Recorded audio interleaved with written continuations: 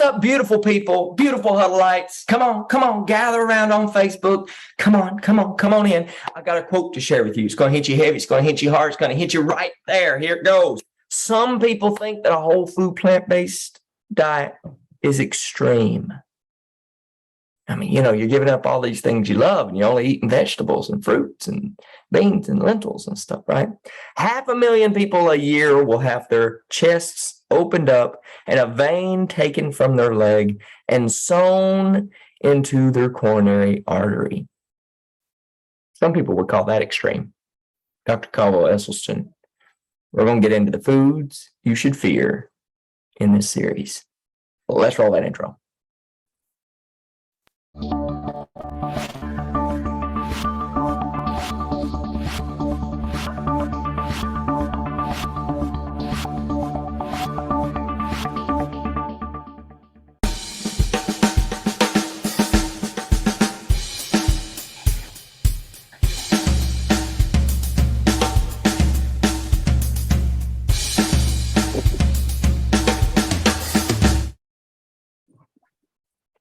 Good morning. Good morning. Good morning. Good morning. Good morning, Daily Huddle. Good morning, Facebook. Good morning to each and every one of you that has made the decision to join us here live or maybe recorded on the Daily Huddle. We are excited. We love to see you. We love to hear you. We love to talk to you. And today, oh my goodness, today you are going to learn some things that has the power to literally save your life. That's right, save your life. The number one cause of death in this country is heart disease. And here's the thing that you need to know about heart disease. 80% of heart attacks can be prevented. Can be prevented. And that's what we're going to talk about today. How do you prevent a heart attack? How do you prevent the number one cause of death in this country? Because what you may not know is that there are other countries, there are other cultures of people that have never heard of heart attacks. They are non-existent. And if we ate the same way that they ate, they would be non-existent for us too. But our culture is too big to change. I'm not saying that we can make everybody plant-based, but guess what? Only you make the decision of the foods that you eat. You can decide right now if you want to make yourself heart attack proof. It's a decision that you make. And that's what we're going to get into today. But before we get into that, we're going to start, as we always do, with a few questions. And the first question goes to my man, Stacy Robinson, because he's got the old school funk. And so I always get excited when I see his face because I know I can go old school funk, 1980 raps and 1990 raps on them. So tell me, Stacy, when you come off mute, my brother, I want you to tell me how you are doing today. You're on mute right now, but I want you to come off mute and tell me how you are doing today. You know what? Might not be old school funk, but it might be old school jazz. And I'm going to quote Nina Simone again by saying, I am feeling good. That's what I'm talking about. Thank you, my brother. Oh, man, I love it when Stacy's on, man. I love it when Stacy's on. He is the way he says he is, and right now he is. Like Nina Simone. Feeling good. Can you not love it? This is the way to start your day. Listen, everybody needs to start their day with the Daily Huddle because you're not going to get this anyplace else. Okay, my next question. My next question goes to Andrea Villa. And Miss Andrea Villa, what time is it, young lady? What time is it? Vince, the time is now. The only time. The only time that matters is the right now. And you are the way you say you are. The only time that matters is right now and right where you are. So, you know what, Rawlin, Vanatta, what are you grateful for today at this moment? I'm grateful to have a cool little place that we join in every Tuesday morning to share some good stuff with people that help change their life. And we like that. That's it. And we're grateful for that. That's a good thing. That's a good thing. That is absolutely something to be grateful for. Well, listen, today we're going to get rocking and rolling. We are going to talk about heart disease and this. I really hope that everyone listens so closely to what we have to say today, because, we spend as a country over $500 billion with a T. We spend over $500 billion a year on cardiology.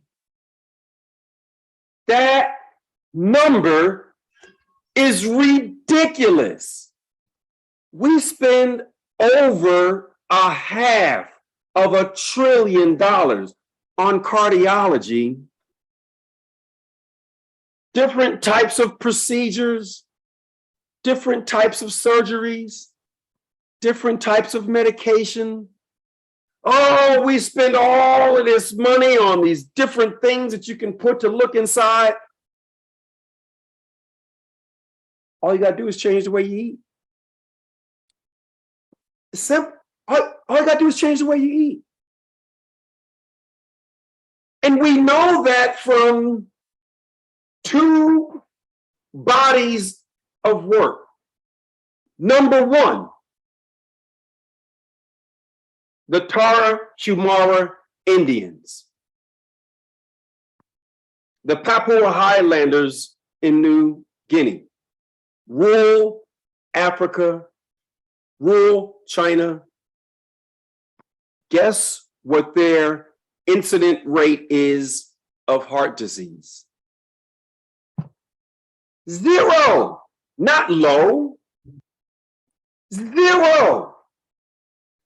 And when those people migrate to the US and their kids start eating like Americans, guess what?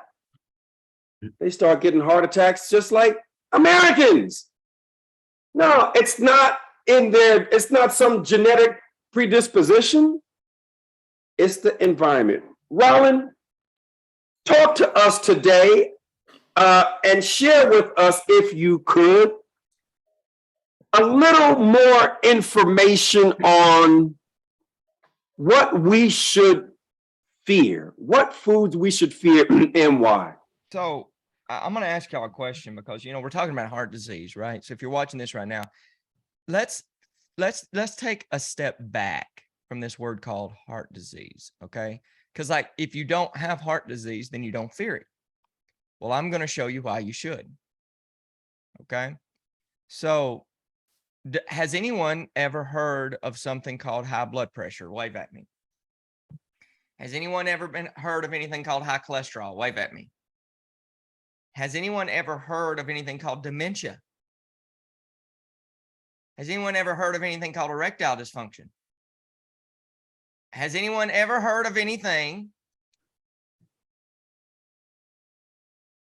called Alzheimer's? Wave at me. Has anyone ever heard of anything called kidney disease? Wave at me.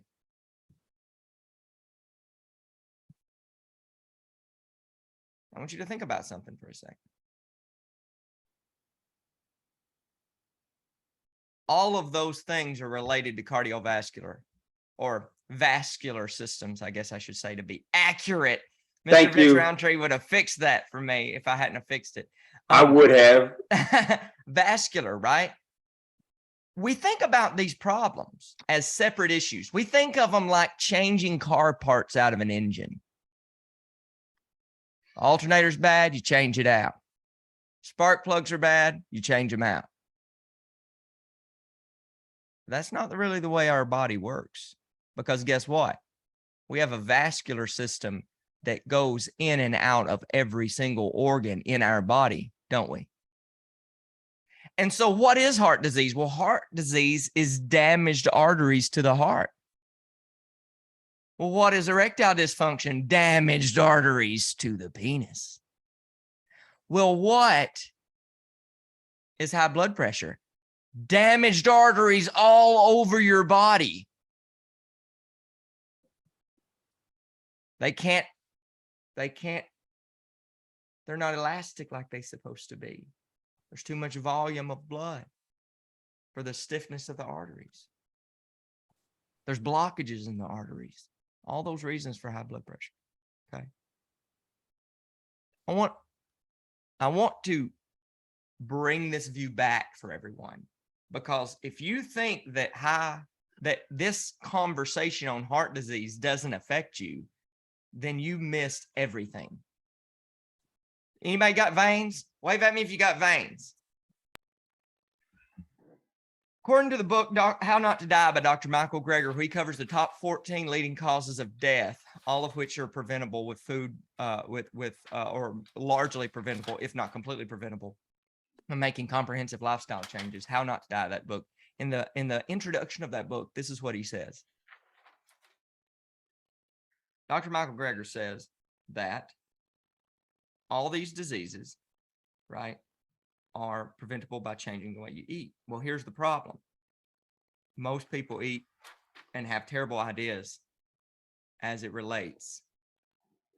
Terrible ideas as it relates to food and health. We're going to cover that in the upcoming weeks. But what I'm going to show y'all is what happens when you take people with terrible heart disease. Well, why we say terrible heart disease? Well, because we're talking about heart disease right now. But I want you to remember that vascular system is all over. It's all over. It's everywhere. Vince says this oftentimes. Your body, you can't surprise your body. You can't trick your body when you eat something bad. It has to deal with that thing that you eat, right? And so what Vince is going to show you in just a few minutes, he's going to show y'all an experiment by Dr. Carl Welselson, the same man that I quoted that quote from in the introduction. And he's going to show you how there was a large group of people, a fairly smallish large group of people, numbering in the hundreds, that had heart disease. Okay. And to close up what I was talking about, Dr. Michael Greger, is he said in the introduction of that book, he said that if you're over the age of 10 and you live in a first world country, the question is not, when will you get heart disease? It's, you already have fatty streaks in your arteries, the beginning of atherosclerosis. That is the beginnings of heart disease. Did you know that when they do autopsies on young children, 100% of children already have heart disease, the beginning stages of heart disease? Hey, wave at me if y'all are over the age of 10 on this class. Congratulations. You're not watching this right now. You're in the right place at the right time. Give yourself a hand, because guess what? You're not here to prevent the heart disease that's in your veins right now, hidden. You're here to reverse the damage that's already there. Okay? Whether you know it or not. Whether you know it or not. And here's the thing. What Vince is going to show y'all right now is a group of people that had heart disease, all of them. And he's going to show you how that they removed certain things from their diet and what happened. And he's going to show you some that chose not to remove those same things out of their diet. He's going to show you the results. This experiment And Dr. Esselstyn describing the results from this primary research that he did is what literally changed my life. I say that because I had high blood pressure, I had high cholesterol, and I was given prescription, and I didn't want to take the pills. And so I was looking for different ways that I could eat that could bring my cholesterol down. And I saw the results that I'm going to share with you right now, because I was looking for science. I wasn't looking for headlines. I wasn't looking for the cover of Time magazine or Newsweek. I was looking for science. And that's what I'm going to share with you right now. Dr. Esselstyn conducted an experiment where he started off with 200 people. 2 of them he lost track of over a 3.5-year period. But in his experiment, he followed a total of 198 people for over 3.5 years. Oh, hey, Vance, will you do a quick disclaimer right quick? This is not medical advice. Just listen, this is education. This is science. This is not medical advice. We're not doctors. Okay. He followed 198 people. All of them went to a 5-hour seminar that he conducted where he explained that plant-based nutrition can reverse heart disease. Everyone that went there is because they had heart disease. Some of them had open heart surgery. Some of them had heart attacks. Some of them just had diagnosis. Some of them just had high cholesterol. But he followed these 198 people that went to this 5-hour seminar that taught them, how to cook and taught them why plant-based nutrition can save your life. Of that 198, 21 of them said, "Thank you, but I'm just going to do what my doctor says. I'm not trying to give up chicken. I'm not trying to give up pepperoni pizza. I'm not trying to give up bacon and eggs. I'll just stick with what I've been doing and follow my doctor's orders." But of the 198, 177 of them said, "I like what I heard. I am going to do this.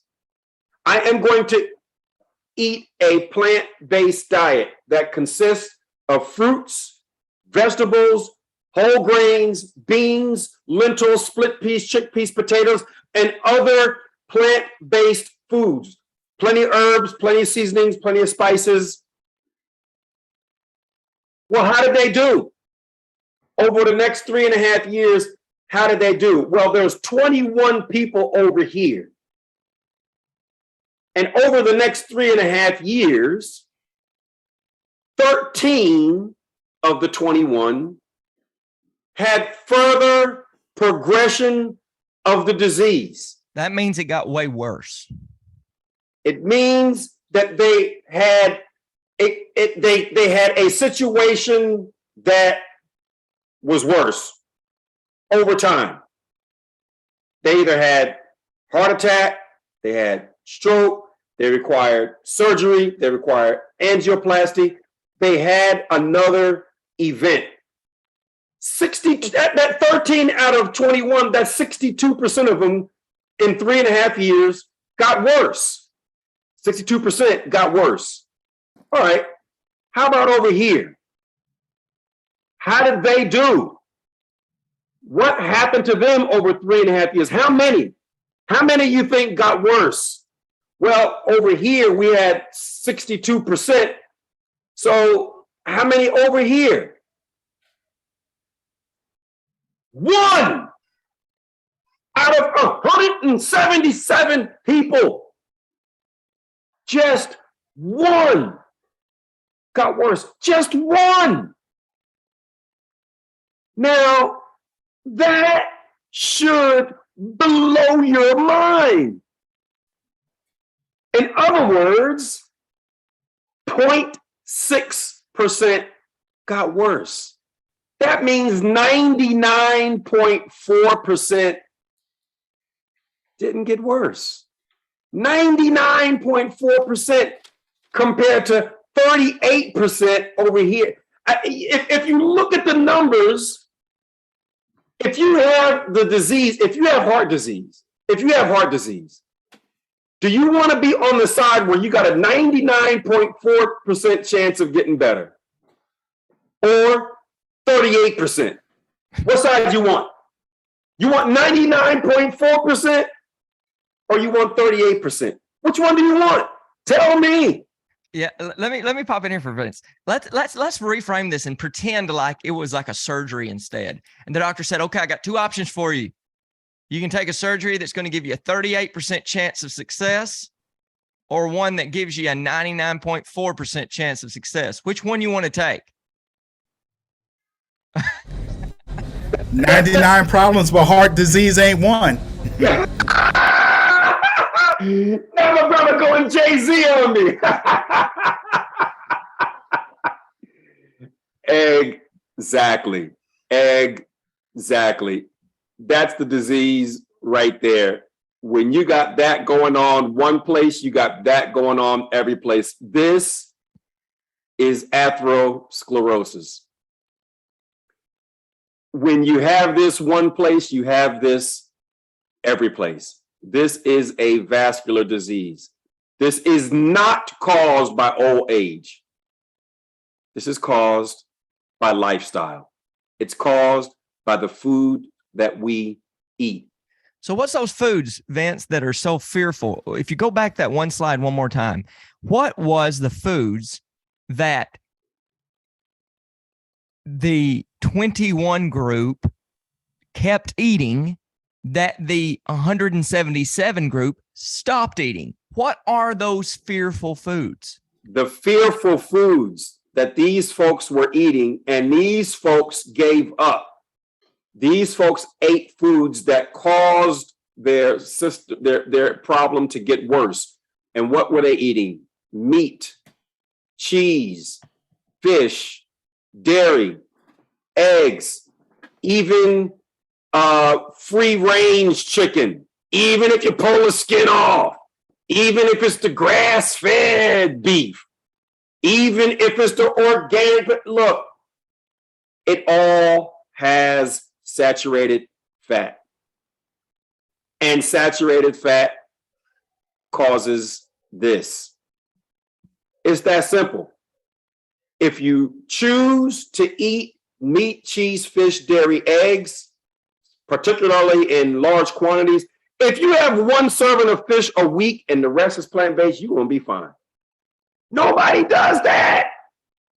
Oh, most of you have bacon and eggs for breakfast, and then you might have a ham and cheese sandwich for lunch, and then you got your free-range chicken for dinner. Literally every meal you're contributing to this.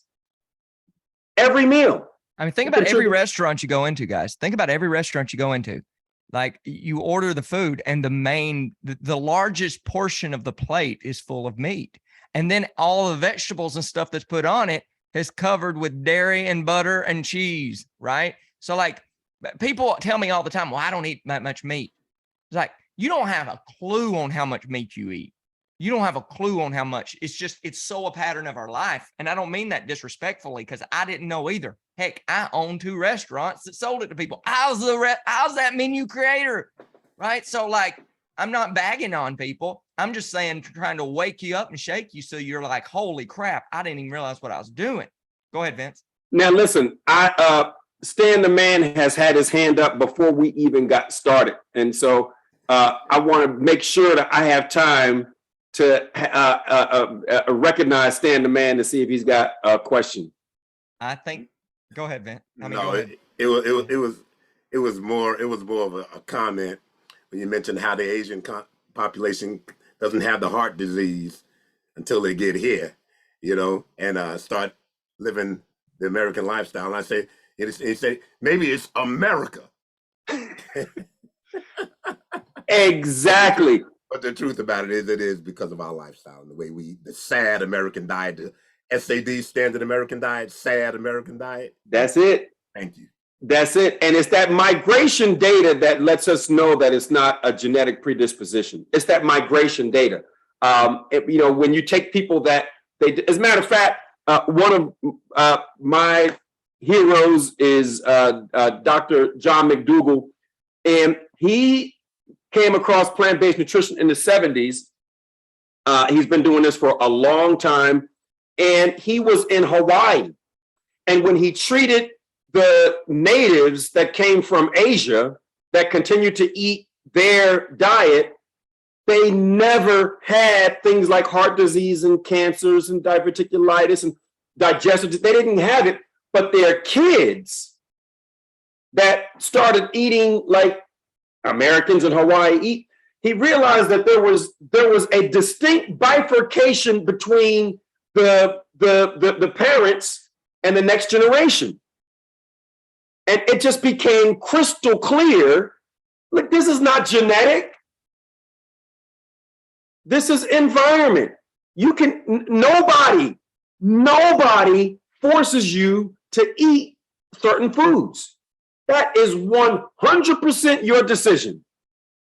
You can decide right now if you want to be someone that I want to take my risk of heart disease and move it to almost zero. We had a lady whose cholesterol was like 300 something. And after about 5 or 6 weeks, this woman loved eggs, loved cheese. She told us, I don't know how I'm going to live without eggs. I don't know how I'm going to live without cheese. She was eating something like 6 to 8 eggs a day, loved cheese. She was a vegetarian, by the way, when we first found her. And after like 5-6 weeks, her doctor told her her risk for heart disease has dropped between 85 to 95%. Unbelievable. Cholesterol went from like 300 something down to like 120 something. Fasting glucose dropped, just everything just got, and the woman was just elated from the food. She had had a stroke. She could barely even take a full shower without, she had a chair in the shower. She had to sit down. She went from that to completing a 5K from the food. Do you realize how powerful the food is? It's the food. The problem is the food. Rawlin, you got something before we wrap up? Because Sorrell told me. I think it's time to wrap up. I wanted us to beat our record and finally get done before. We got 2 minutes. Let's wrap this baby up. You only have one body. Listen to me. Okay, Mr. Cato, you only have one body in this lifetime. You can touch it. You only got one of these. If you don't take care of it, where are you going to live? You only have one body in this lifetime. So eat as though your life depends on it, because it does. My name is Vince Rountree. Myself and Rawlin Vanatta are co-hosts for the Health, Wellness, Vitality Show. We thank you for joining us. Join us every morning at 9 o'clock on the Daily Huddle. We thank you. Lisette, roll the outro. Boom! We did it, Sorrell. In time. Thank you, guys. 2 bookends. In time. Thank you, Andrea. Thanks, Thank you, Andrea. guys. Thank you, guys. Peace.